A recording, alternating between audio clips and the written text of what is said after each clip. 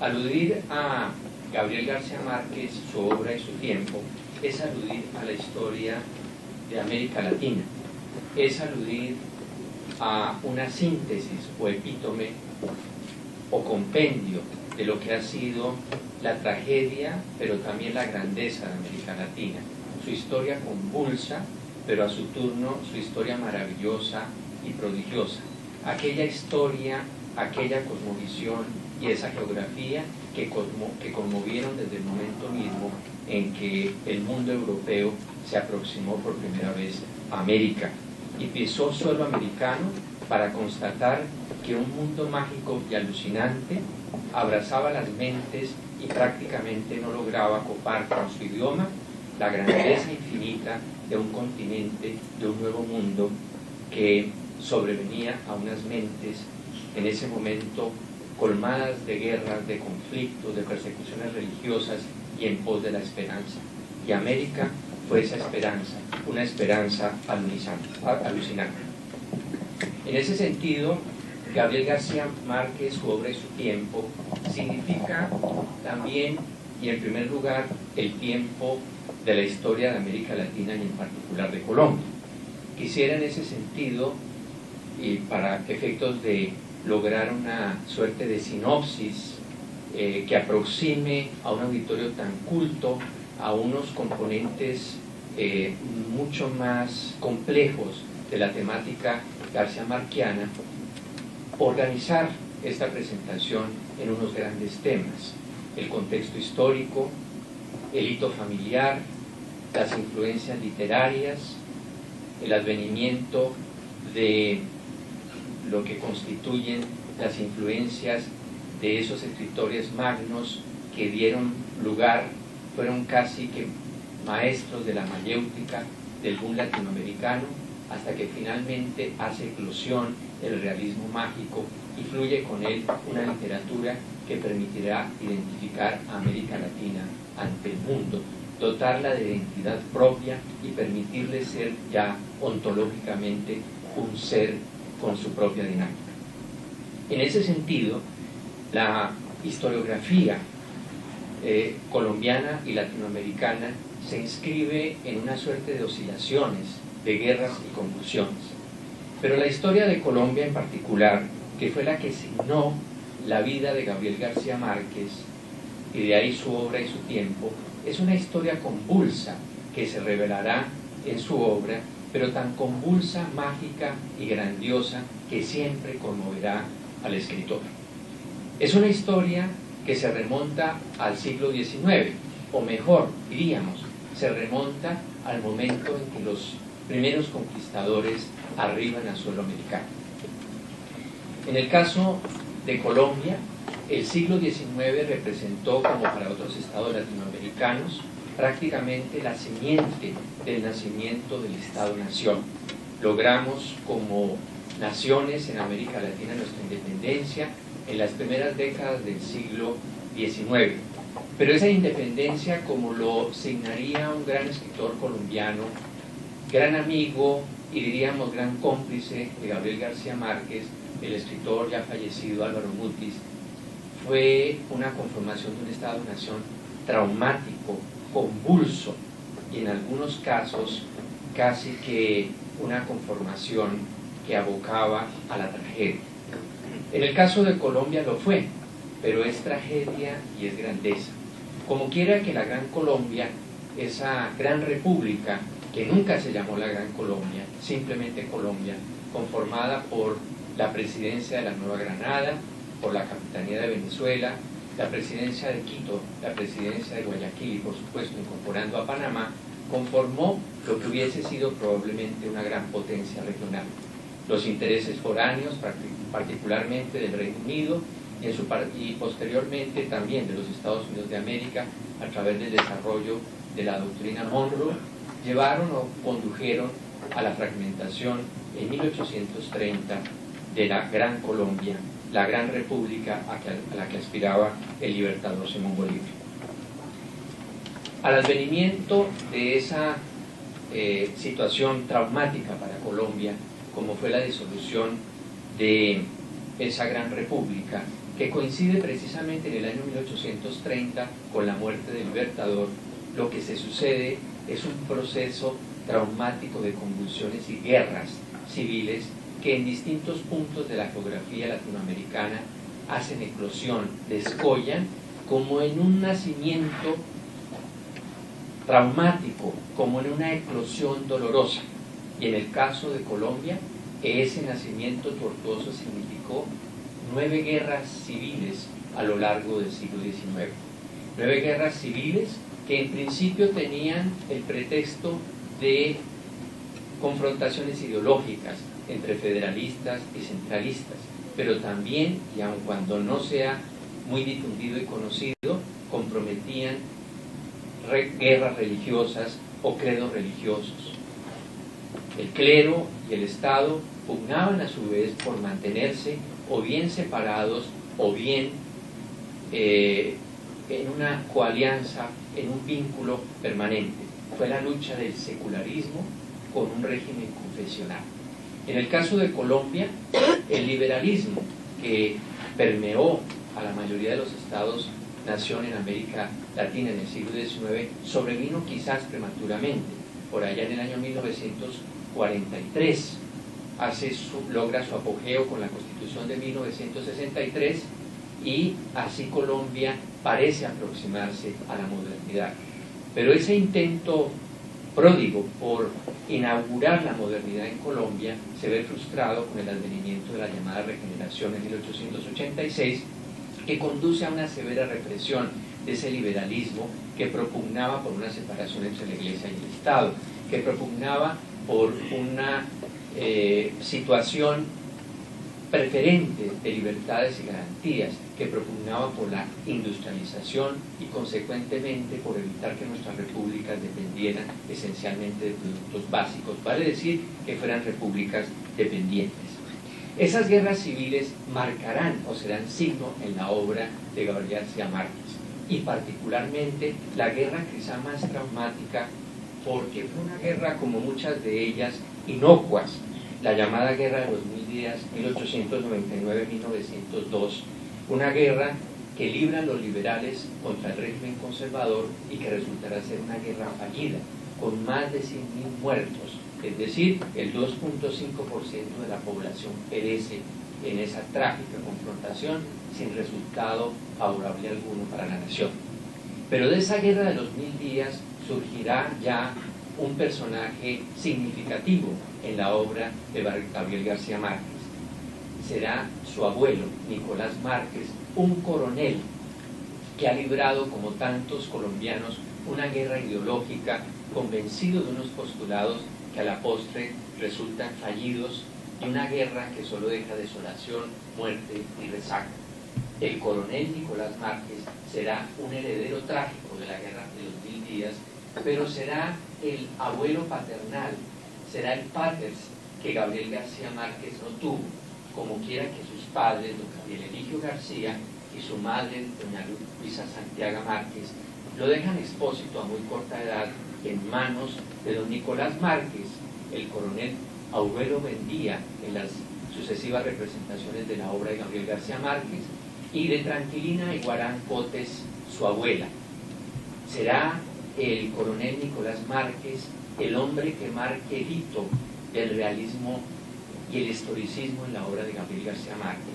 Serán Nicolás Márquez el coronel que aguarda la pensión, el coronel que asiste a la espera de la estafeta en pos de la carta que nunca lleva, y por eso será un coronel que no tendrá quien le escriba. Será Nicolás Márquez ese coronel frustrado, acompañado de su idílica y fiel dama, doña Tranquilina Iguarán, una mujer que organizaba a los miembros de su prolífica familia según los mensajes que sus sueños transmitían, según los mensajes que los espectros de la casa le infundían. Doña Tranquilina Iguarán inspirará en Gabriel García Márquez la magia, la fantasía, pero también el temor espectral que en la vida de García Márquez estará presente. El terror a la muerte, el temor a los fantasmas, pero también la grandeza de la magia, el prodigio de lo fantástico. Entre tanto, su abuelo, don Nicolás Márquez, le transmitirá el sentido de la historia, lo abocará, siendo apenas un niño de 5 años, a la realidad tan severa y dramática de la adultez. Él le enseñará lo que significa ser hombre de guerra, lo que significa sacrificar ideales, lo que significará enfrentarse por una causa que a la postre resulta perdida. Pero será el nieto preferido de sus abuelos, y eso llevará en la autoestima de Gabriel García Márquez un componente edificante. Será el niño privilegiado en medio de tantas mujeres, en medio de una ciudad polvorienta, lejana, en la periferia Aracataca, en donde su abuelo, don Nicolás Márquez, será una figura egregia, pero no por ello se desterrará el hecho de que siguen estando ellos en la periferia, sumidos en la pobreza, en la apariencia de una riqueza que no llega, en la apariencia de un estatus social que no tiene sustento económico y que solo vive de linajes prestados. Otro componente fundamental que influye en la obra de Gabriel García Márquez será sin duda la presencia de las fuerzas foráneas. Esas fuerzas foráneas que llegan a esa ciudad polvorienta en dos versiones: la doméstica, las autoridades de la lejana capital, de la lejana Bogotá, que llegan a cobrar impuestos, a imponer el orden, pero que no proveen infraestructura, que no proveen educación, que mantienen el centro y la periferia. Y fuerzas foráneas, genuinamente foráneas, como el advenimiento de la compañía bananera, la United Fruit Company, aquella que campeó en América Latina, México, Costa Rica, Nicaragua, Panamá y por supuesto Colombia. La United Fruit Company, la empresa bananera que logrará obtener grandes réditos durante la época de prosperidad, el apogeo, esas bonanzas trágicas de las que han vivido en otros países, y en el caso particular de Colombia, la bonanza del tabaco, de la quina, y ahora la bonanza bananera, una bonanza que trae una prosperidad efímera, pero que a la postre va a contrarrestar con su presencia arrolladora los vestigios de la tradición y va a disolver a fondo, va a generar el apocalipsis y va a reducir todo finalmente a la hojarasca. Otro de los componentes esenciales que marcan la vida de Gabriel García Márquez, ya lejos de su Aracataca de los afectos, es su presencia en la pequeña población marginal de Bogotá, en las afueras de Bogotá, Zipaquirá. Allí, en la gelidez de los Andes, García Márquez se aproximará a las corrientes literarias del interior, se aproximará, siendo muy joven, al marxismo, al liberalismo y sobre todo a una disciplina intelectual que le será muy útil, porque García Márquez es un escritor ante todo riguroso, disciplinado y sistemático, herencia que recibirá de uno de sus grandes maestros, Ernest Hemingway. Signa también su presencia literaria el Bogotazo de 1948, que tiene lugar justo en el momento en que se libra la 9ª Conferencia Panamericana en la ciudad de Bogotá, y allí es asesinado el gran líder colombiano Jorge Eliezer Gaitán, un líder al cual se le ultima simplemente por ser un liberal progresista. En el año 1948, cuando la Conferencia Panamericana se aprestaba a adoptar la Carta de la Organización de Estados Americanos. Y allí dio luz la Organización de los Estados Americanos en medio de la tragedia que significó el Bogotazo, episodio que a los colombianos nos marcó, nos determinó, y que algunos han denominado no el Bogotazo, sino el colombianazo, en la medida en que no solo generó una tragedia de enormes proporciones en Bogotá, sino en Colombia toda. Y por supuesto, la obra de García Márquez está permeada por la violencia, que se inaugura en 1946 y finiquita en 1966. La violencia bipartidista que va a marcar, asignar y generar profundas cicatrices en la conciencia nacional. Esos hitos históricos serán fundamentales en la obra garcía marquiana. Y sumados a ellos, por supuesto, los hitos de su infancia. Los hitos de su infancia y de su adolescencia, que están, como señalamos, permeados de esa pugna continua entre lo real y lo mágico, entre el mundo de los adultos y el mundo de la magia y de la fantasía. Pero ya en su temprana infancia cohabitarán y él observará ese ámbito en el que el centro y la periferia están en pugna, la modernidad y la premodernidad, en donde Eros, a través de su lujuria, su sensualidad, el amor, coexistirá con Tánatos, para ubicarlo en la terminología freudiana. Tánatos es un signo presente a través de la violencia y la muerte y cruza todas sus obras, desde la hojarasca, El coronel no tiene quien le escriba, La mar ahora, 100 años de soledad, Crónica de una muerte anunciada, Noticia de un secuestro, Ojos de perro azul, y infinidad de artículos que prodigará siempre bajo el signo, incluso siendo reportero, de una violencia que se registra a la par de otro componente que resultará esencial en la vida de García Márquez, y es el componente de la soledad. La soledad, que es la soledad de América Latina, pero es la soledad que experimentó García Márquez en su más tierna infancia, cuando sus padres lo dejan expósito en manos de sus abuelos. Repentinamente aparece un día, ya a sus 8 años de edad, una señora, Luisa Santiago Márquez, a quien se anuncia es su madre, una dama desconocida que solo le despierta distancia, que solo le despierta extrañeza y curiosidad. Esa soledad que sentirá García Márquez estará presente siempre en su mente y en su obra, y se hará también hipérbole. La hipérbole, esa exageración de los hechos, esa aparente fantasía, para lo cual responderá García Márquez: es que para los europeos parece que América Latina es demasiado fantasiosa o mágica. No, aseveraba García Márquez, sencillamente porque el realismo mágico es para los latinoamericanos nuestra cotidianidad. Nuestra realidad frecuente es esa, la de la realidad permeada de fantasía y cotidianidad.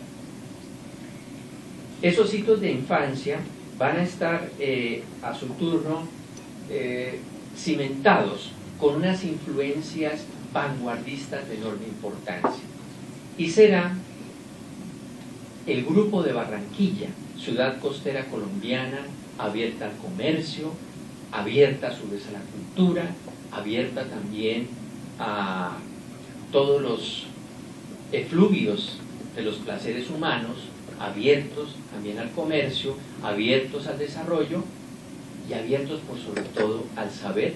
El Grupo de Barranquilla, que funda José Félix Fuenmayor y en el cual se cultivarán Álvaro Cepeda Zamudio, Germán Vargas, y allí abrevarán escritores tan célebres como Álvaro Mutis y Plinio Apuleyo Mendoza, que si bien no pertenece al Grupo de Barranquilla, será uno de los hombres que en todo caso se aproximará a través de esa vía a García Márquez.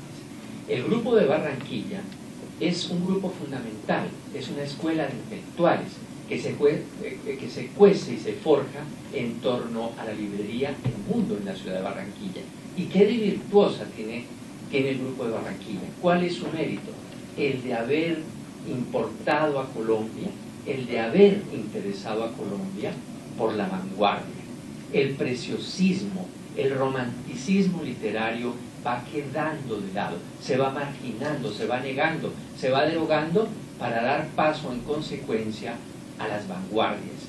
Surge el dadaísmo, surge el cubismo, surge el surrealismo, y será el surrealismo particularmente a través de la obra de André Breton en 1924, el Manifiesto Surrealista, un componente esencial del futuro realismo mágico. Claro, el surrealismo de André Breton, texto de 1924, que promueve las manifestaciones del sueño del inconsciente colectivo en el arte, será fundamentalmente manifestado en el arte plástico. Pero posteriormente el escritor germano Franz Roh acuñará una noción que resultará después capital, que será el realismo mágico. Si bien no lo expresa así, su obra Nach Expressionismus, Magister Realismus de 1925, será traducida por el célebre autor Ortega y Gasset en la Revista de Occidente en el año 1925. Se produce la obra. 5 años después, Ortega y Gasset instruye a su equipo para que se traduzca esta obra, Nach Expressionismus, Magister Realismus, y la obra se traduce con el título o el subtítulo final, Realismo Mágico. Pero el realismo mágico de ese entonces se refería al arte plástico, no al arte de la literatura. Será posteriormente Alejandro Carpentier, el escritor cubano, quien acuñará una noción que resultará decisiva en la eclosión del realismo mágico, lo real maravilloso. Alejandro Carpentier será consciente de que las cosmogonías americanas son una fuente inagotable y que las cosmogonías americanas y los mitos americanos dotan de identidad a América Latina, le dan su razón de ser, su esencia. Y Alejandro Carpentier se revela entonces contra el surrealismo y contra las escuelas europeas para dar paso a algo americano. Ese algo es lo real maravilloso. Lo real maravilloso que acuña la cotidianidad permeada de esa grandeza de la cosmogonía y de la mitología americana. Así va forjándose entonces el realismo mágico, permeado de influencias que el grupo de Barranquilla va asimilando, particularmente de la literatura anglosajona.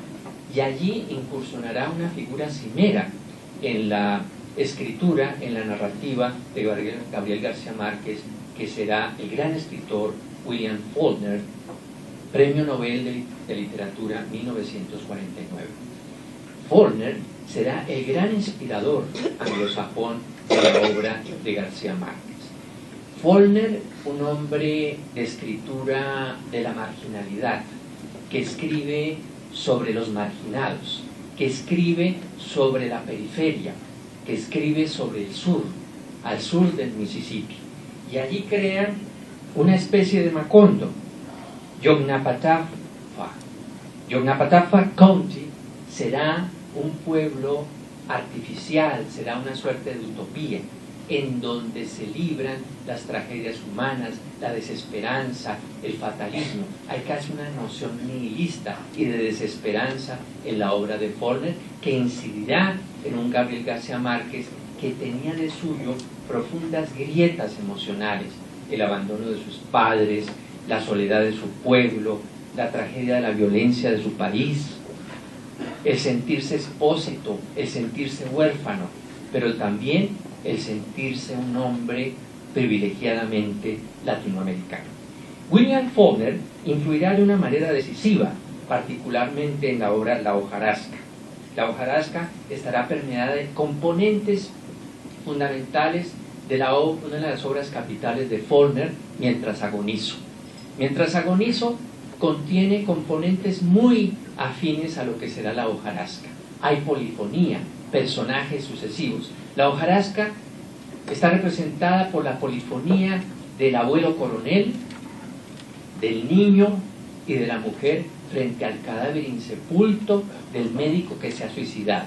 Ese médico que, según diría en Vivir para contarla Gabriel García Márquez, representaría al gran general y a su vez al general luego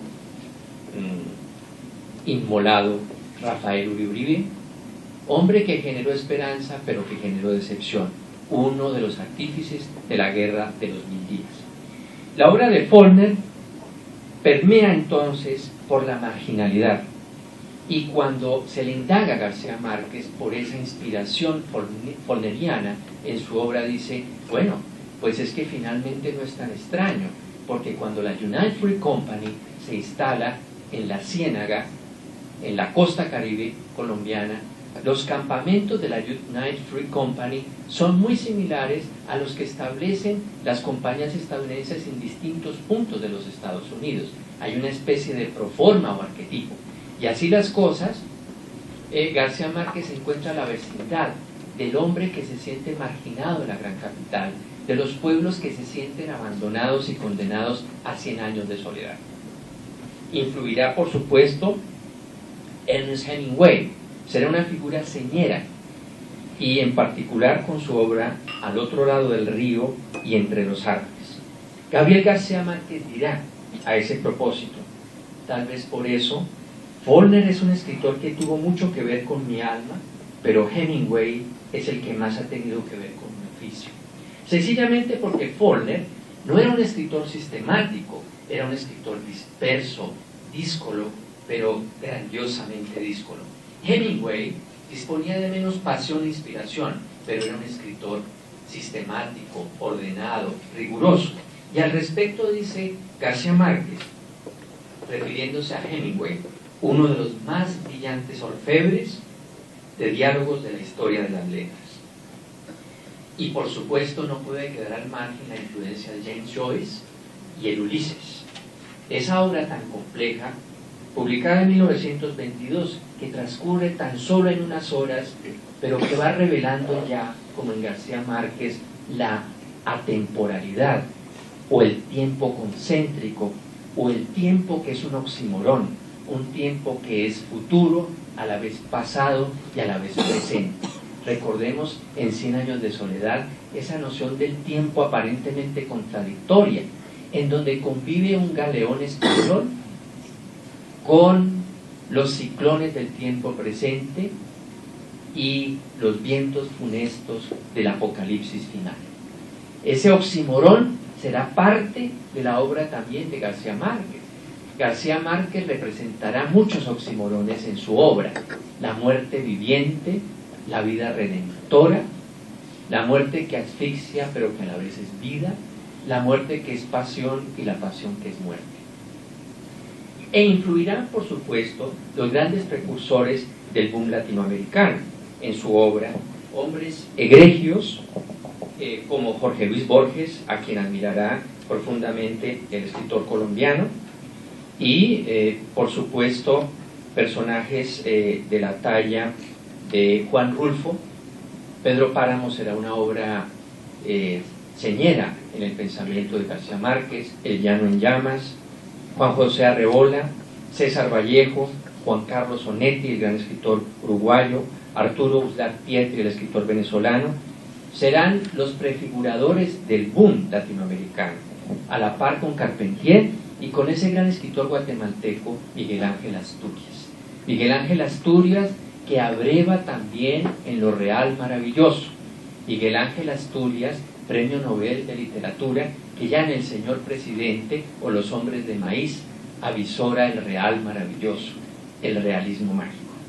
Todas estas influencias van haciendo trasunto y van incidiendo en el alma del hombre, que se sentirá durante mucho tiempo atormentado hasta que logra publicar su primera obra, su ópera prima, La hojarasca, en el año 1955, luego de ser reportero de algunos conatos en la cinematografía, conatos que resultan en muchos casos exitosos, particularmente cuando viaja a México, y allá se vincula como libretista, y la industria del cine le atrae de qué manera se producen obras exitosas, otras menos exitosas. El cine siempre acompañará a Gabriel García Márquez.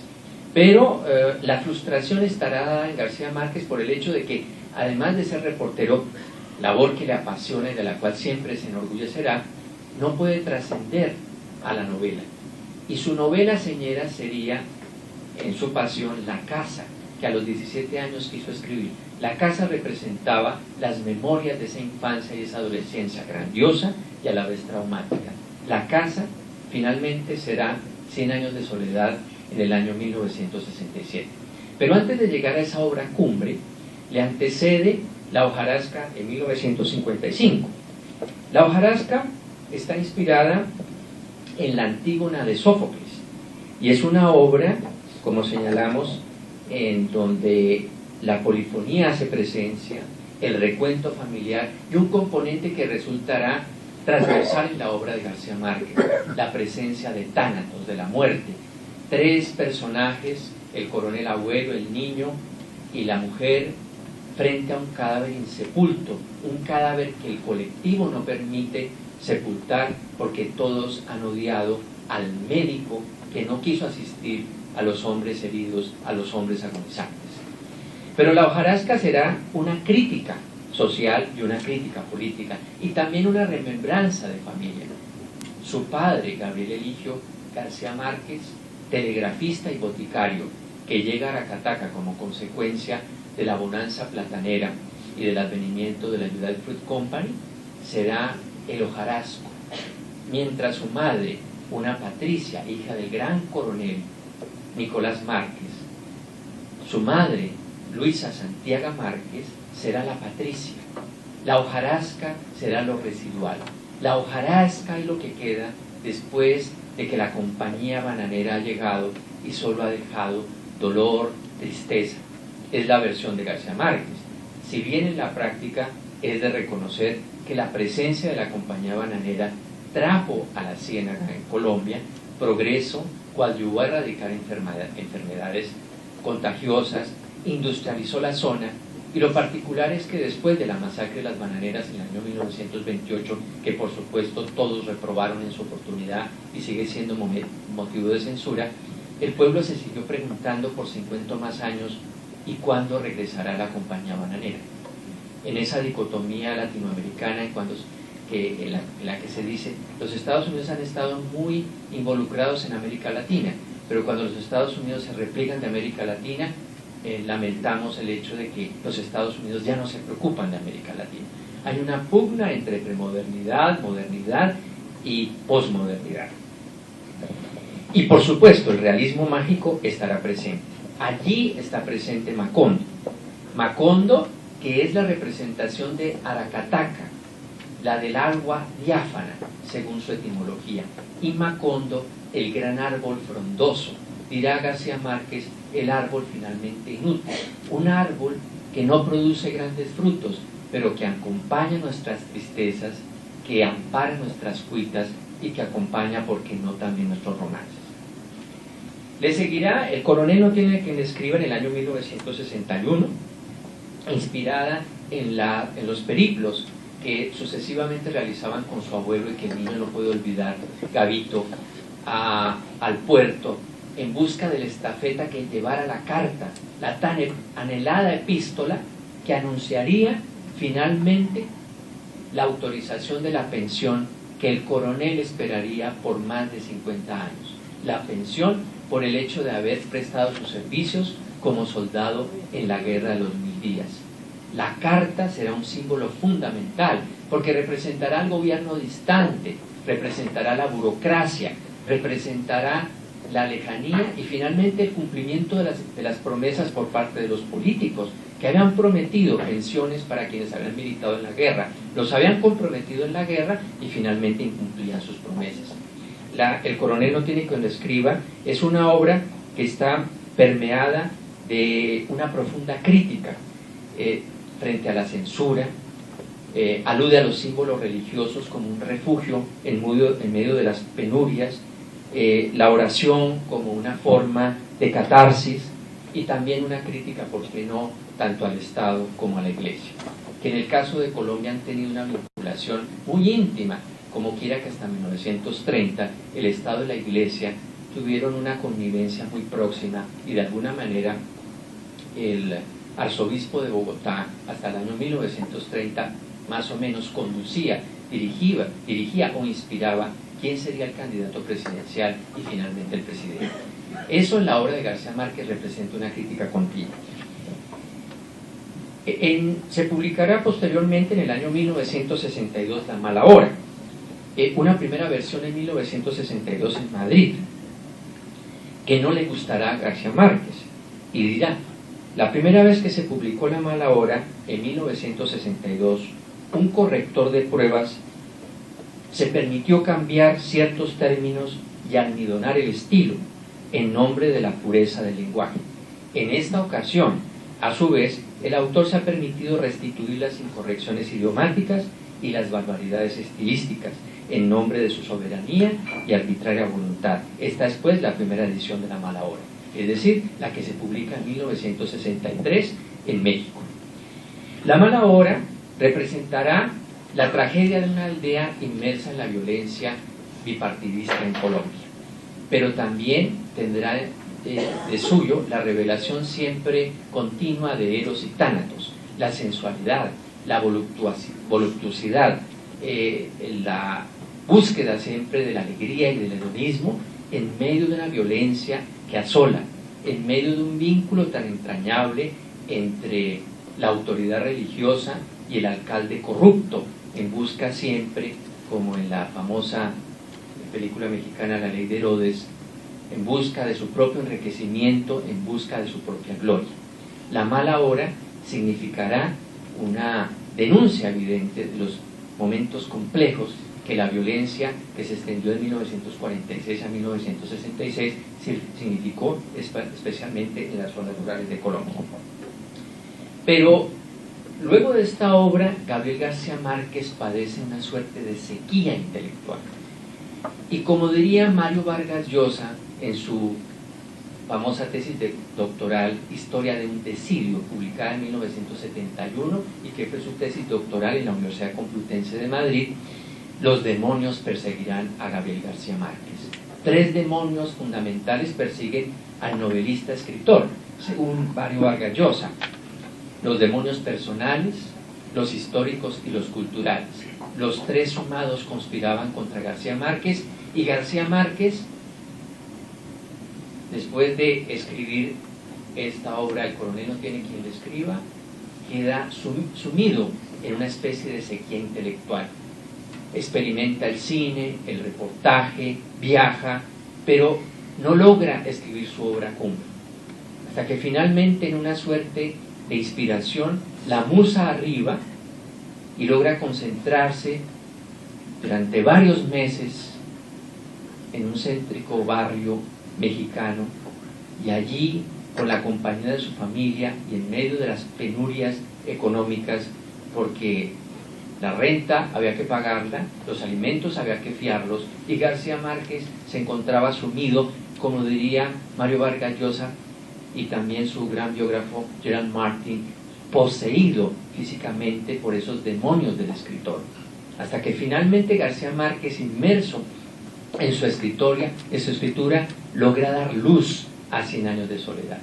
Y 100 años de soledad marcará un punto de inflexión, en la medida en que será una suerte de epítome, de compendio de la gran obra del boom latinoamericano. Será la obra del apogeo del realismo mágico. ¿Y cuál es la virtud de 100 años de soledad? El representar y el haber logrado sintetizar la identidad latinoamericana. No porque otros escritores tan ilustres como García Márquez no lo hubiesen hecho o lo hubiesen intentado, pero tal vez su lejanía, su falta de proximidad al público lector no les permitió trascender en el mensaje que pretendía transmitir, el de una realidad dramática de una América Latina asolada por una modernidad frustrada. Pero en 100 años de soledad se observa la convivencia de la utopía y la distopía. La utopía, cuando nace Macondo, prístino, una suerte de Arcadia, una suerte de ciudad feliz, en donde nadie envejecía ni nadie tenía más de 30 años, según el autor. Una ciudad o una aldea en donde los hombres eran felices y cohabitaban con los animales de forma pacífica. Una aldea donde los conflictos no estaban aquí presentes. Esa utopía que construye García Márquez está representada en un universo concéntrico. Parece que el mundo girara en torno a Macondo, a su Aracataca. Es decir, que invierte la ecuación y Macondo ya no será la periferia, sino él será el centro en torno al cual orbite el mundo. Macondo, a su vez, es la aldea abandonada, la aldea aislada, lejana de todo.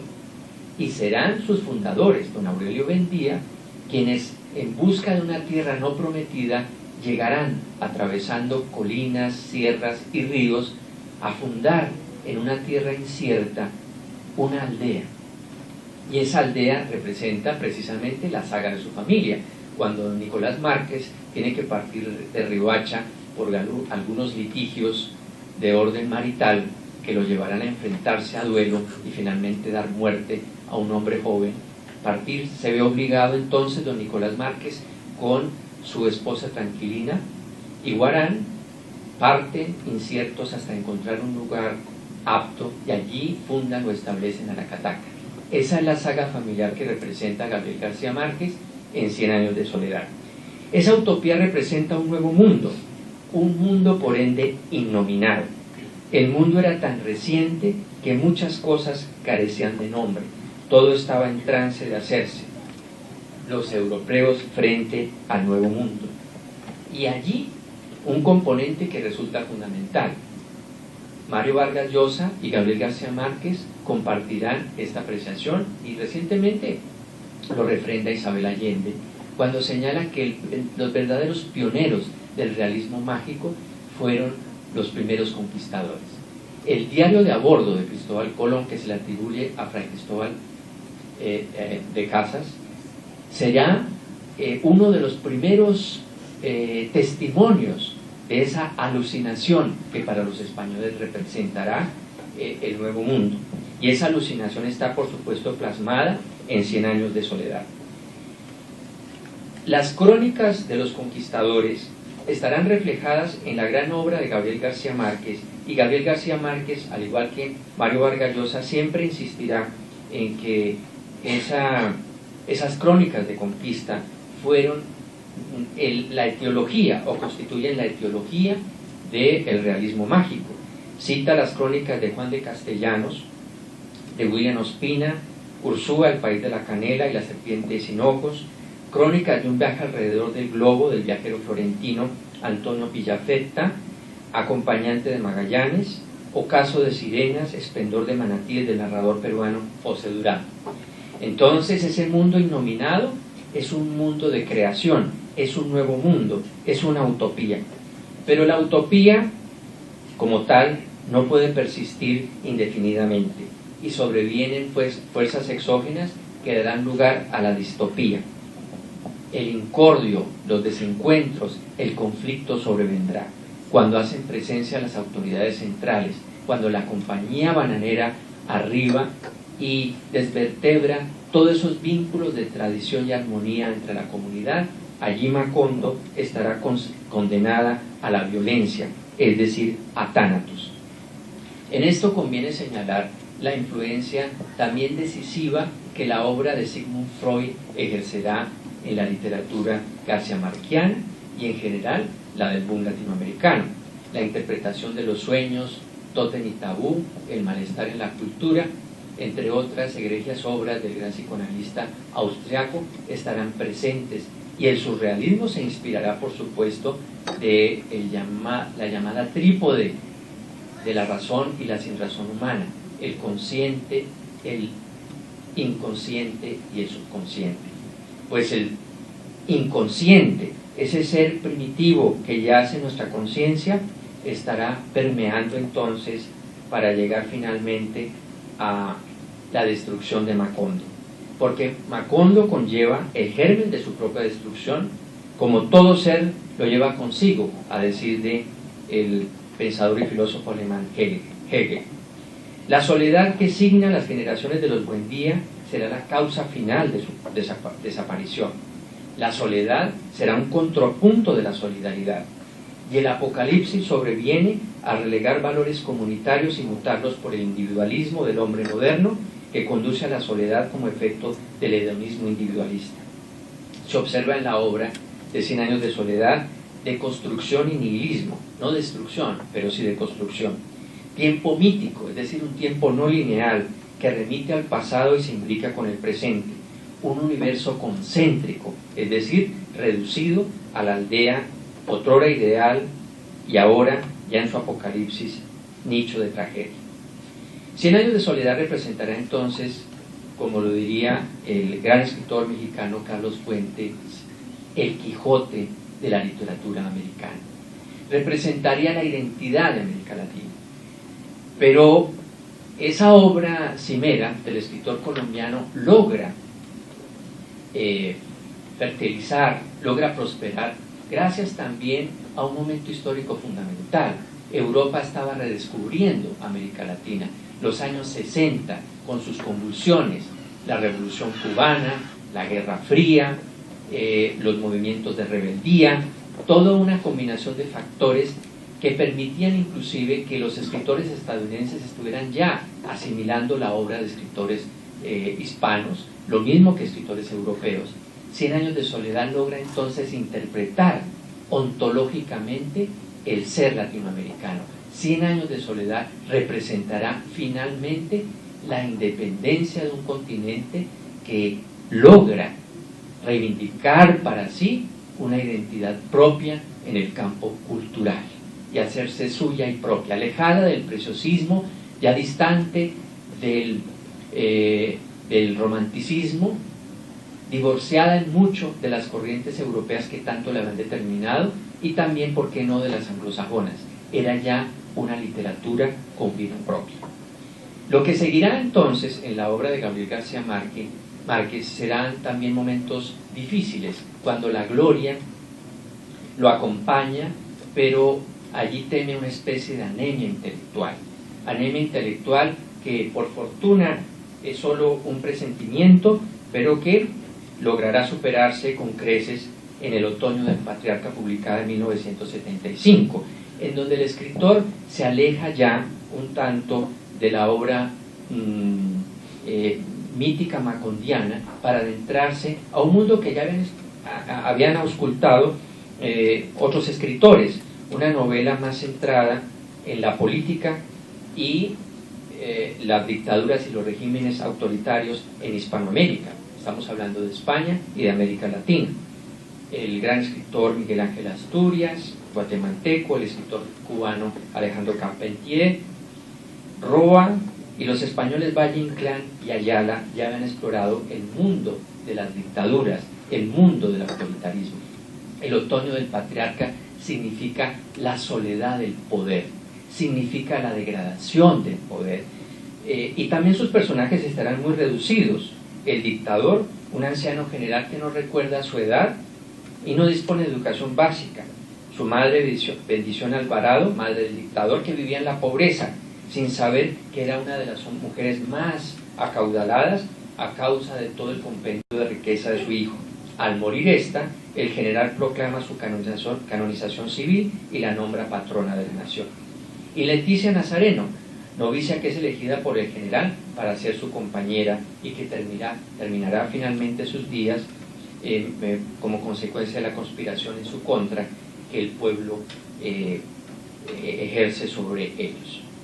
Allá hay muchos símbolos, como el palacio decadente, los gallinazos o buitres que penetran en un palacio aparentemente inexpugnable, lo que muestra la decadencia de los regímenes autoritarios. Y ya con este avance literario, García Márquez se va a aproximar a otro género, novedoso para él, riesgoso, un terreno claramente cenagoso y por supuesto no exento de enormes críticas, con El general en su laberinto, obra que publicará en 1989 y que hará parte de la nueva novela histórica hispanoamericana. Obra dedicada al libertador Simón Bolívar, figura icónica en América Latina, pero que había sido abordada históricamente desde una perspectiva poética, desde una perspectiva, en muchos casos, meramente apologética, pero que no se había humanizado. Así tenemos ejemplos varios. El mismo Andrés Bello publica una oda en su alocución a la poesía a Simón Bolívar. Hará lo propio Olmedo en La Victoria de Junín, canto a Bolívar. Pablo, el gran poeta chileno Pablo Neruda, en un canto para Bolívar, añorará diciendo: Padre nuestro que estás en la tierra, en el agua, en el aire de toda nuestra extensa latitud silenciosa, todo lleva tu nombre, Padre, nuestra morada. Y Jorge Luis Borges, que se aproxima al libertador a través de sus cuentos, su cuento Guayaquil, que hace alusión al epicentro del encuentro entre Simón Bolívar y el general San Martín, pero es una aproximación intelectual. García Márquez se aproxima al libertador desde una perspectiva humanista, busca sustraer del retrato glorioso a Bolívar y humanizar al héroe. Muestra al héroe fatigado, frustrado, desesperanzado, aquel que supuestamente dice: he arado en el mar, he sembrado en el aire. Un hombre desencantado, un hombre que parte de Santa Fe de Bogotá, frustrado, denostado, en medio de los dicterios de la población, parte a Santa Marta, aparentemente con destino a Europa, y allí es un español el que lo abriga, y en San Pedro Alejandrino vive sus últimos momentos. El general en su laberinto representa los 7 meses últimos de la vida del general Simón Bolívar, y por ende el epílogo dramático de un hombre que entregó su vida por la independencia de los estados latinoamericanos. Pero no es del todo desesperanzadora la obra, porque el general en su laberinto reivindica el gran ideal del libertador y añora finalmente la unión de América Latina, el gran sueño del libertador. Pero representa también el trauma del hombre solo en el poder, el hombre que siente el escalofrío intenso de verse rodeado en un palacio simplemente de soledad y fantasmas, y donde la gloria cada vez le es más ajena. Sin embargo, García Márquez señala que el libertador ha renunciado al poder para conservar su gloria.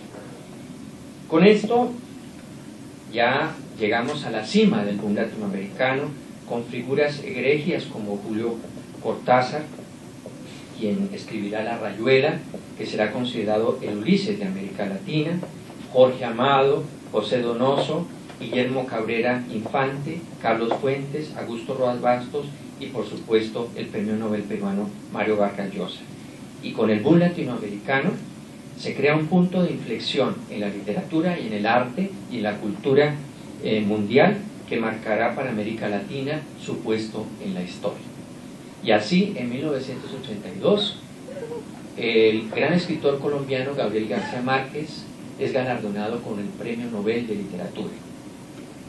Él, que había manifestado su desesperanza por el destino de América Latina, para que no fuera condenado a 100 años de soledad, anuncia que, como su gran maestro William Faulkner, se niega a pensar que el hombre no pueda tener futuro frente a los grandes signos de amenaza que representa una guerra nuclear, y señala que no nos pueden esperar otros 100 años de soledad, y que la unión es necesaria, que la construcción de una América Latina sólida y consolidada en un diálogo cumbre con Europa y Estados Unidos es, por supuesto, un requerimiento, y reivindica de nuevo esa identidad que él, como escritor, junto a otros grandes literatos y representantes de la cultura latinoamericana, logró edificar.